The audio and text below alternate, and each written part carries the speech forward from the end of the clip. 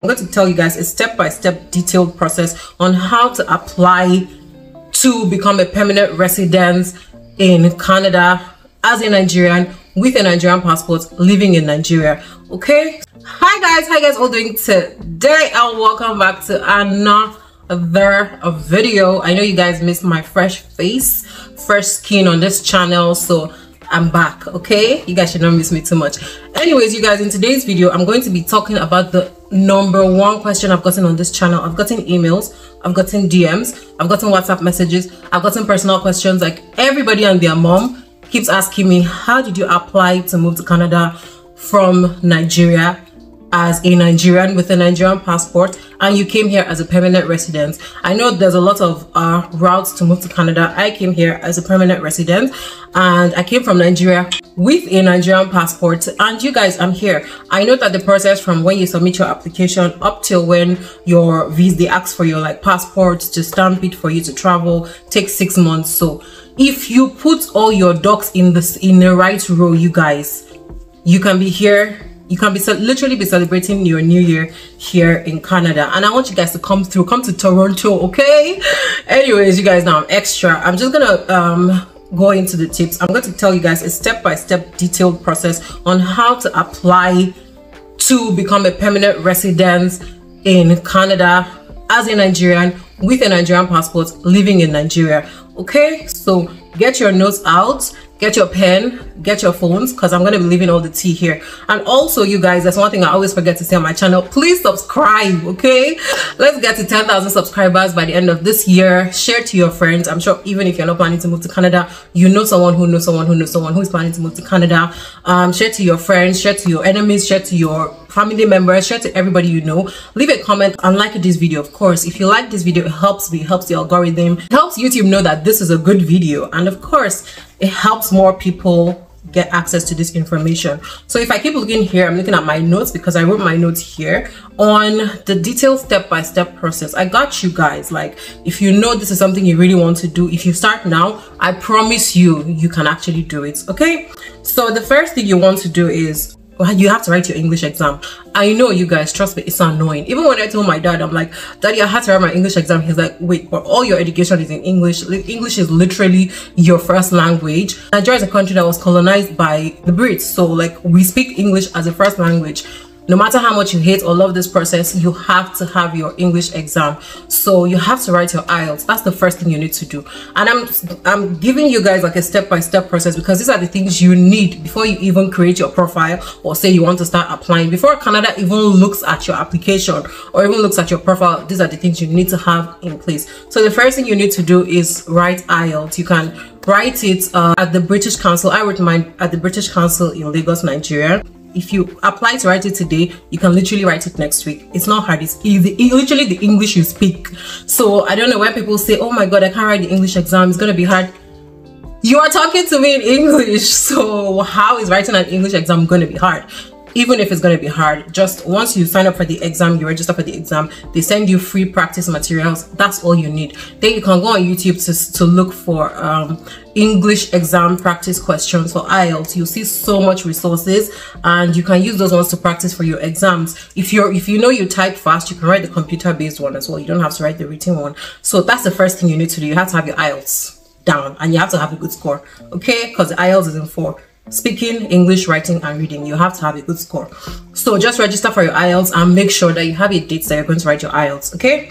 You can, if you write the IELTS, let's say you're watching this video now, you register to write your IELTS. Next week, the result comes out like after 2 weeks, your IELTS is already done, okay? Then the next thing you need to get ready is your educational equivalency certification. So what is that? So for people who didn't study in Canada, let's say you studied in Lagos, let's say you studied in Dubai, wherever it is you studied, Canada needs to recognize that your bachelor's that you studied in University of Lagos in Nigeria is equivalent to a bachelor's degree here in Canada. So you need to do your WES. I used WES. I think there's another body, I'm not familiar with that one. I used WES. It's WES, and I'm going to leave all these links in the description box below as well, so you guys can go check out these links and then apply. With WES, what you need to do is you're going to create a profile on WES. You're going to tell them what course you did, what's the level of education and where you studied it and the years you studied it. Then they would reach out to the school, they will do the back end, and then the school will send them your transcripts. They would now tell you, okay, your bachelor's you did, like I went to Covenant University, so my bachelor's is equivalent to a bachelor's in Canada. The same thing for my MBA. When I did my MBA, I didn't really go back for the certificates because I did 2 MBAs. I did one in Nigeria, I did one in Dubai. So I didn't really go back to the one in Nigeria for my certificate. When I created my profile and I added up my points, I realized I needed to add my master's. So I reached out back to my school and said, oh, I'm applying for migration to Canada. And most Nigerian universities are already aware about this process, so they already know what you're asking for. You don't have to tell too much stories. So I reached out to someone there who helped me. I paid him. He got my transcripts for me, uploaded it to my West is going to give you a number, so you're going to give your school that number, and then they will use that number to tell West that yes, this person attended our university or our college or whatever it is, and this person has graduated with good standing, with a bachelor's degree, with a master's, with a certification, whatever it is. And then you're going to use that in the next process I'm telling you guys. So now that you've gotten your IELTS and your West, you are already like 30% of the way there. Now let's move into the real process. So the next thing you need to do is you need to simulate your scores. So moving to Canada, the website or the government portal, it's a point-based system. As at the time I created my first profile, because I had like 3 or 4 profiles, but I'll talk about that later. So as at the time I created my first profile, the cutoff points that they were selecting at that point was I think 472.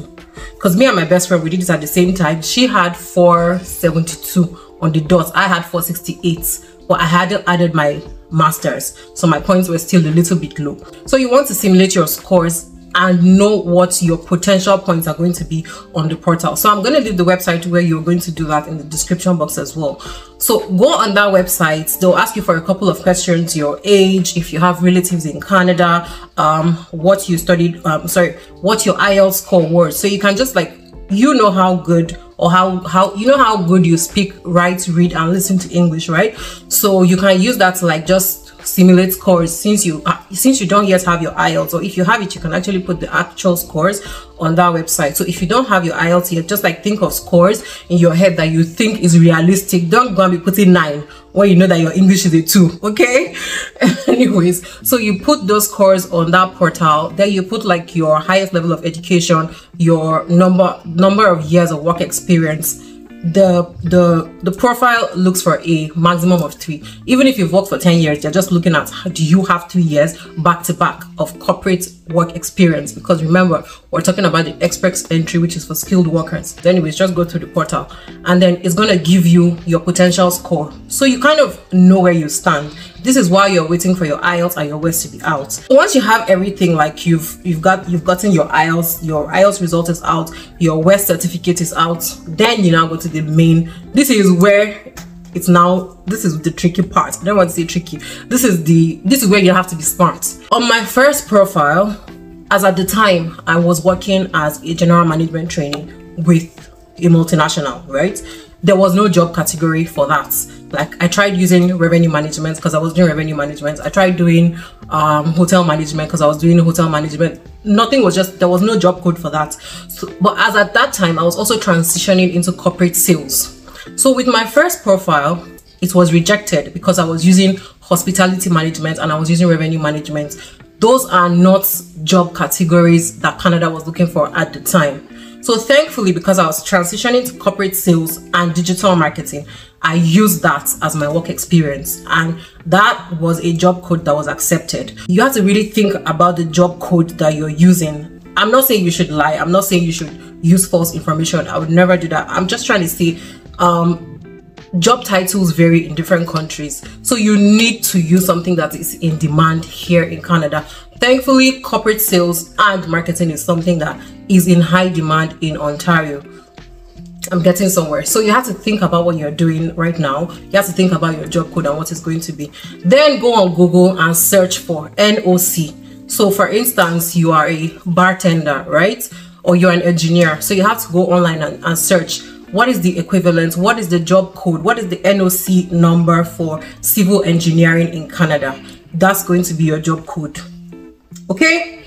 Then you create your profile. You're going to list everything about your family, your generation, your whole life, your grandfather, your origin, every single thing about your life. Like, it's a lot of information you're going to have to build into that profile. But now with the job code, you're also going to need references from where you have previously worked. That's why I'm telling you that this process has to be a truthful process. Like, you cannot lie about your life, right?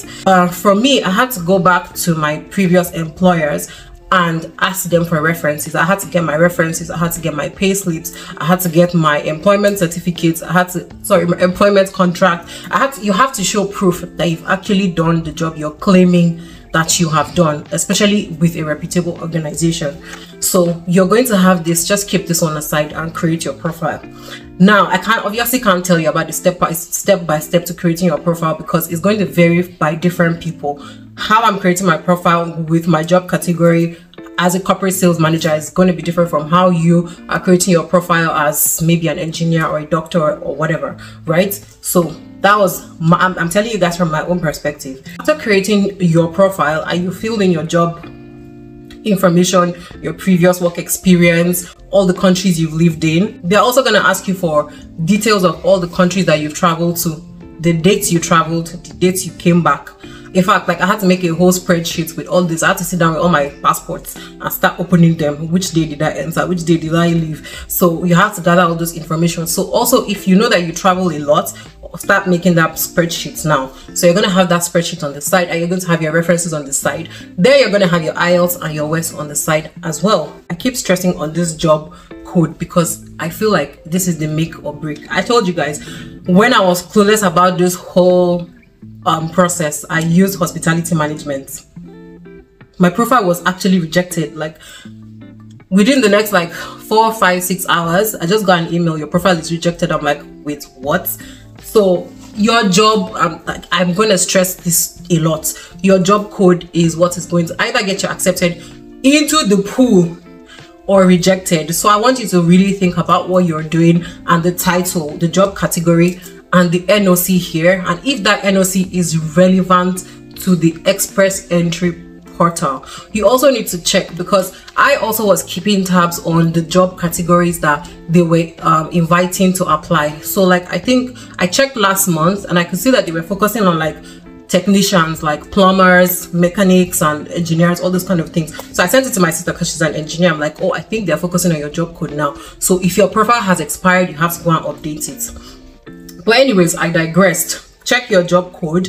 If you need references, join Telegram groups. I've never seen a group of Nigerians more resourceful than the group of Nigerians trying to leave Nigeria to another country.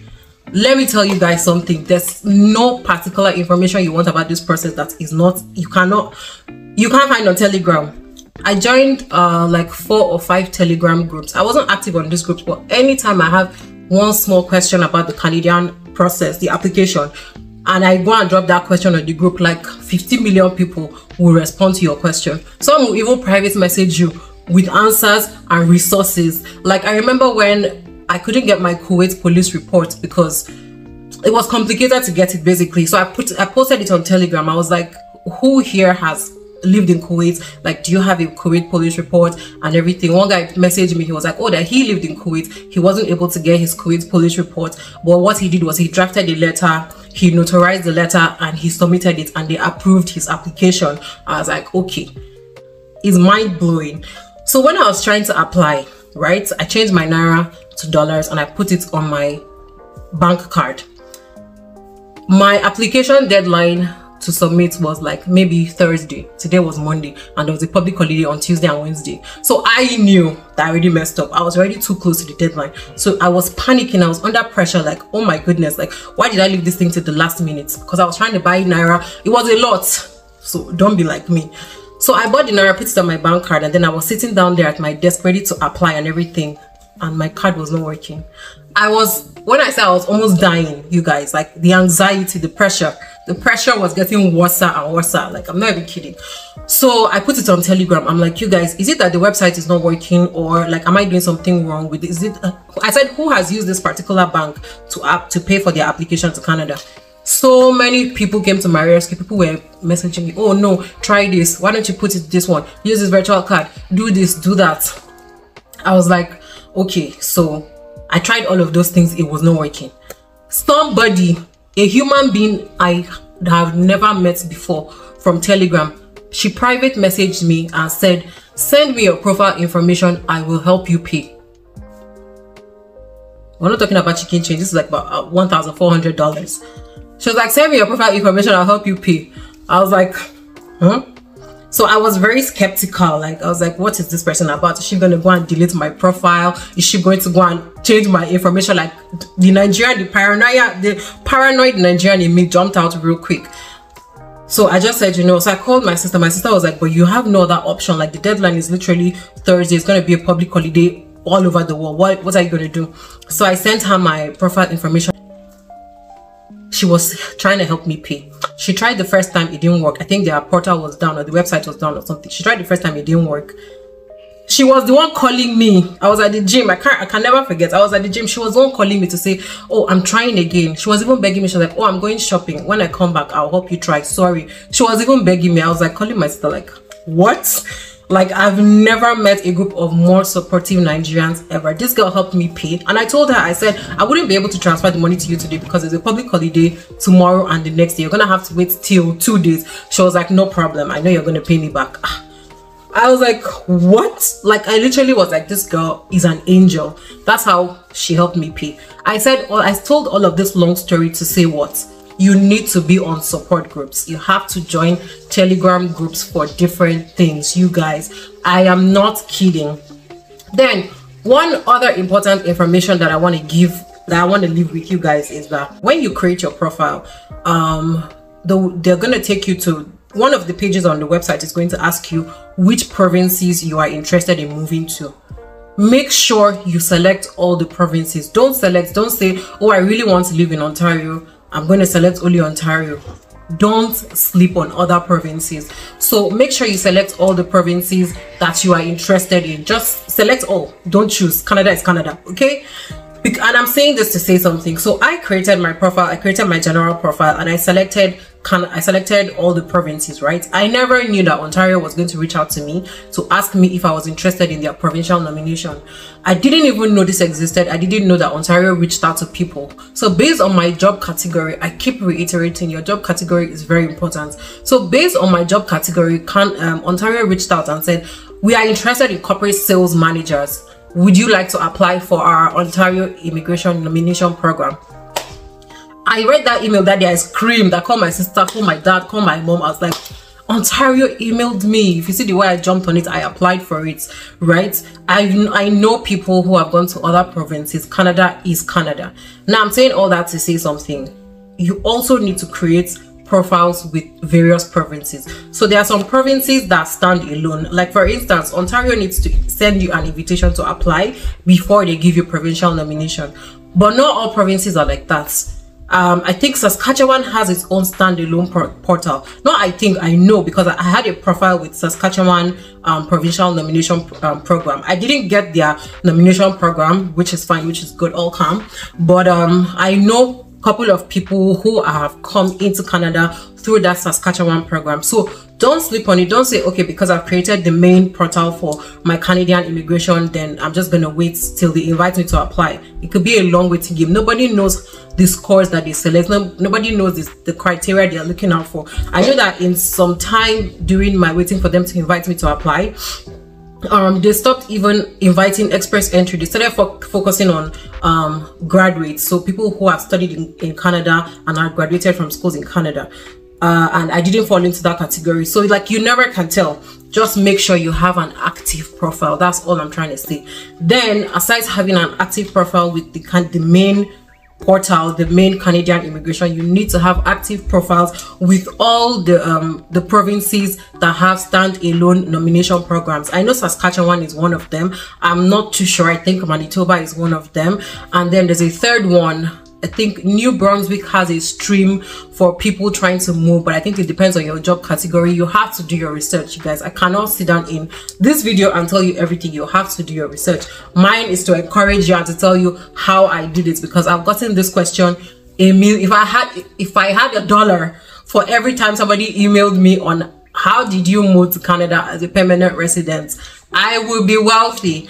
and I did all of this alone. I did the process myself. I'm not a person to use an agent for serious things like that. That's not to say if that's who you are, you shouldn't do that. If you want to pay an agent, it's fine. Just make sure you do the research and make sure it's a legit agent that knows what they are doing.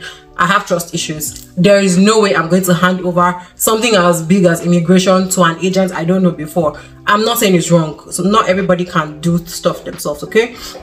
But if I could do it myself, I'm just trying to tell you guys that the process is not rocket science. The application itself takes 6 months. So from when they invite you to apply, you get all your documents. Once they've invited you to apply, they're going to also send you to go and do medicals. They're also going to ask for your police reports. For most people, they've only lived in 1 or 2 countries, so that's easy. I had to do my Dubai and Kuwait and Nigerian police report. So yeah, you can do all of those things. Those ones, they give you 2 months to gather all your documents and submit. So if you start doing all these things, you do your IELTS, you do your WES, you create your profile.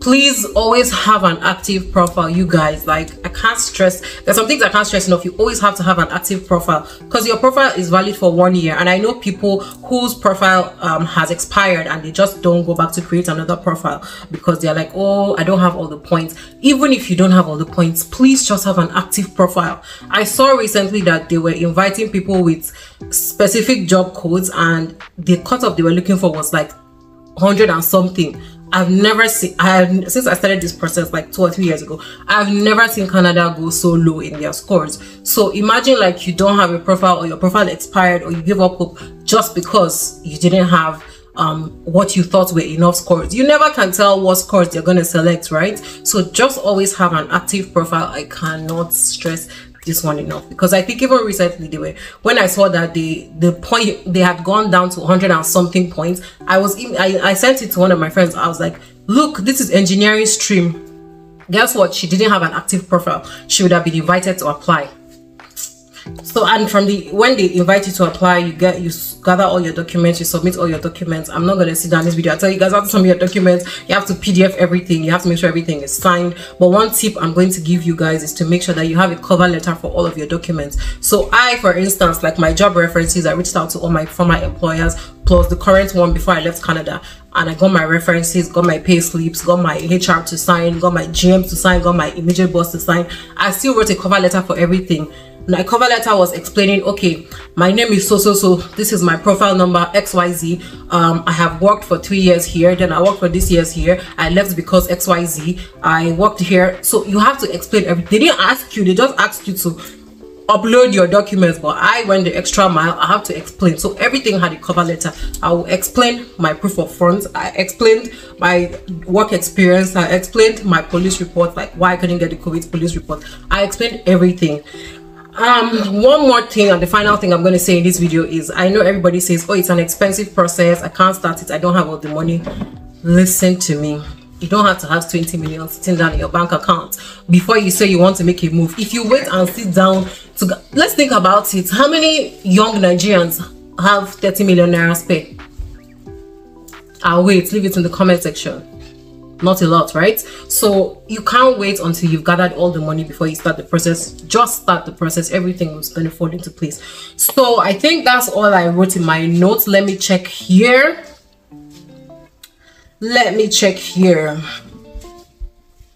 Yeah, I think that's all I wrote in my notes for you guys for this video. Yeah, and I feel like those are all the helpful tips, you guys. Anybody that asks me again how to move to Canada as a permanent resident, I'm just going to share this video because I'm tired of talking, I'm tired of sending voice notes, I'm tired of explaining.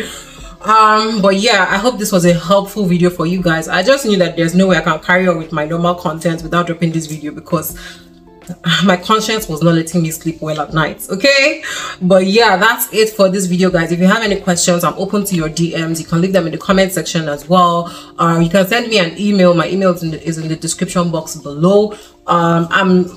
Disclaimer, I don't work for the Canadian government. I don't know anything about it on their end. I'm just saying from my personal experience. Okay, just give you guys advice from my personal experience. That's how I did it, that's how it worked for me. So of course, you guys subscribe, like, share. This is not my typical kind of content, so don't think like this channel is now about how to move to Canada. No, this is a lifestyle channel, so I just needed to put this out because I've gotten so many questions. It would have been a sin for me to not do this video. So yeah, I'm happy I've done this, and I really hope it helps someone. I really hope it helps someone. I hope you guys, because I know a lot of people are trying to move, hope you guys can achieve your dreams of moving here, and I can't wait to see you guys in the city. Anyways, that's it for this video, guys. Love you and see you in the next one. Bye.